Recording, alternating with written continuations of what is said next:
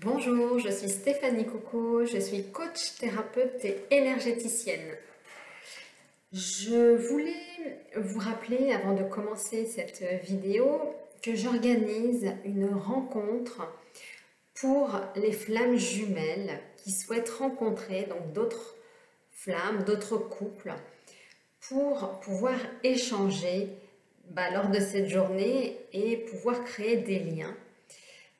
Ce sera aussi une bonne occasion de pouvoir nous rencontrer cette belle famille d'âmes et de pouvoir échanger sur notre parcours, sur nos difficultés, de pouvoir échanger sur ce qui fonctionne pour chaque personne, puisque chaque couple a son propre parcours, ses propres difficultés, et que tout ça pourra être mis en commun.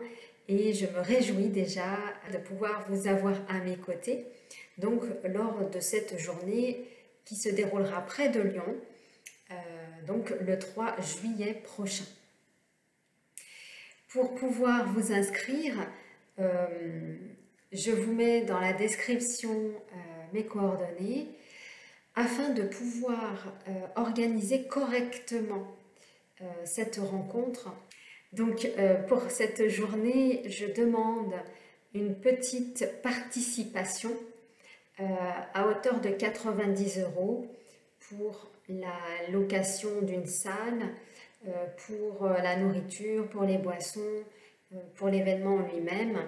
Et si jamais l'événement est moins onéreux, bien sûr, je rembourserai toutes ces personnes, en tout cas de la différence. Je préfère que vous soyez au courant pour que vous preniez derrière vos décisions. En tout cas, moi, je serais ravie d'accueillir toutes ces flammes jumelles où on passera cette journée ensemble pour vraiment échanger sur le parcours, vous donner des clés de réussite pour que vous puissiez, en repartant, avoir des contacts, pour que vous vous sentiez moins seul et que vous vous sentiez accompagné, épaulé. Voilà, donc ça, c'est vraiment une journée qui me tient à cœur depuis que je suis sur ce parcours de flammes jumelles, c'est de vous rencontrer. J'ai à cœur pour que nous puissions ensemble être cette belle famille d'âmes et pour que l'on puisse tous ensemble avancer sur ce parcours. Voilà. Aujourd'hui, je voulais vous parler plus particulièrement donc, du yin, donc celui qu'on appelle le runner, suite à des mises en conscience par rapport à mon parcours. Et donc, je voulais vous en faire part pour savoir si toutes les parties yin auraient également cette particularité donc, que je vais vous exposer. Donc, tout au long de ma vie, tout au long de mon parcours, que ce soit personnel, professionnel, familial ou sentimental, en tant que yin, eh bien, je me suis seule mis de nombreuses barrières. C'était pas forcément des choses qui m'étaient demandées de l'extérieur, mais ce sont des sanctions que je me suis créées de l'intérieur, puisque le yin est toujours à s'introspecter intérieurement, mais il vient également inconsciemment se sanctionner, se censurer, s'interdire d'aimer, s'interdire d'être, s'interdire de réussir, s'interdire d'avoir de la joie, s'interdire d'avoir des amis, s'interdire d'aller manger un gâteau, s'interdire de vivre. C'est avant tout cet interdit, cette censure, cette sanction que le yin se met tout seul. Alors, quand on est petit, dans un premier temps, ce sont les parents qui nous sanctionnent.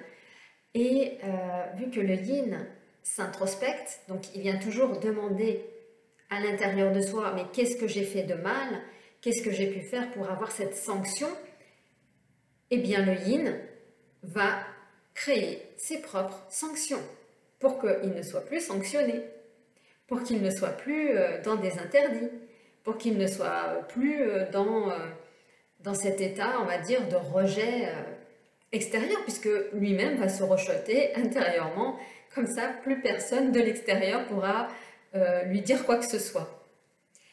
Et ces sanctions sont très invalidantes, puisque quand on rentre dans un chemin d'éveil de conscience, donc un avancement pour soi-même, pour aller voir toutes ces parts blessées, donc de toutes nos blessures de l'enfance, adolescence et adulte, eh bien, quand on va beaucoup plus loin dans notre parcours, quand on va vraiment rentrer dans un développement beaucoup plus personnel, que ce soit avec un coach, que ce soit avec d'autres personnes qui nous font voir en effet miroir, eh bien,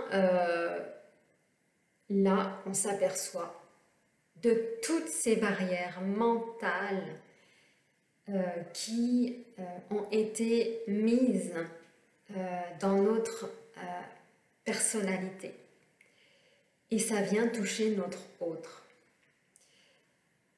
Puisque il peut y avoir des sanctions, il peut y avoir des censures, des interdits, s'interdire de l'aimer, s'interdire d'aller vers cet amour, s'interdire d'être heureuse, heureux, s'interdire de jouir de la vie, s'interdire d'être vivant.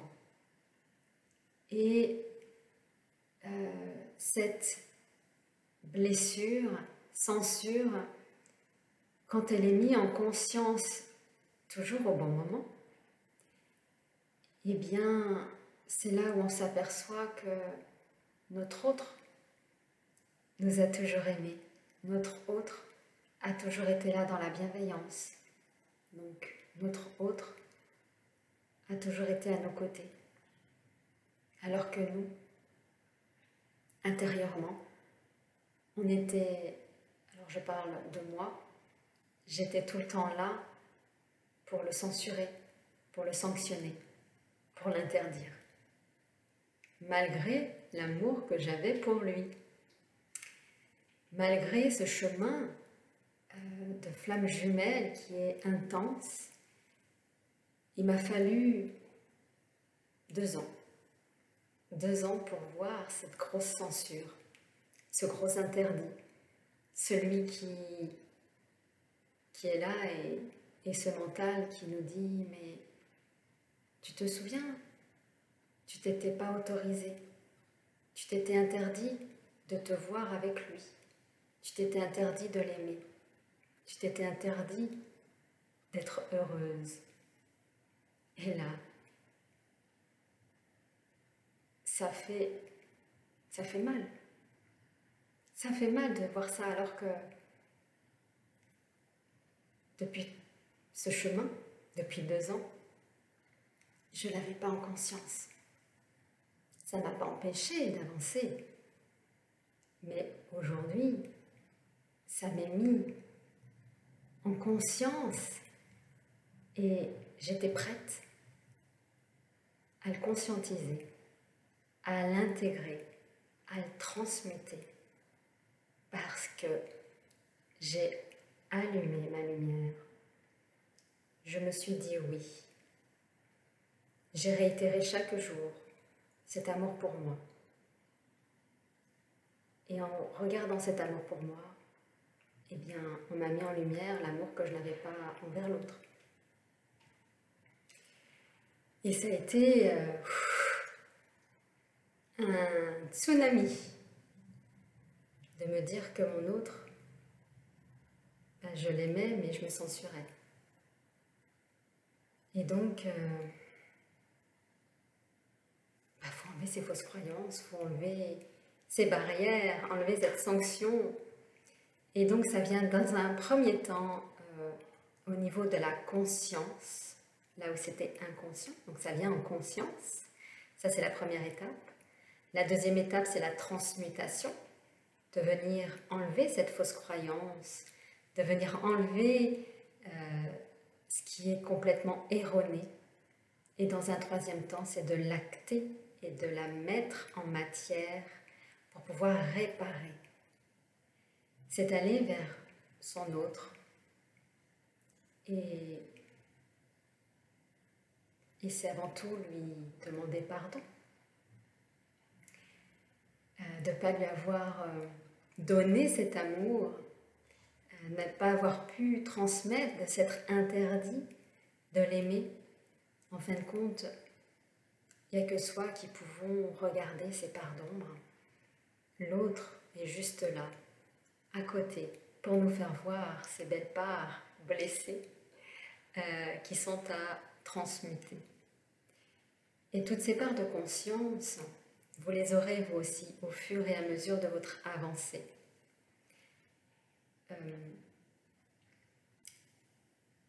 Alors comment cette conscience est venue à moi?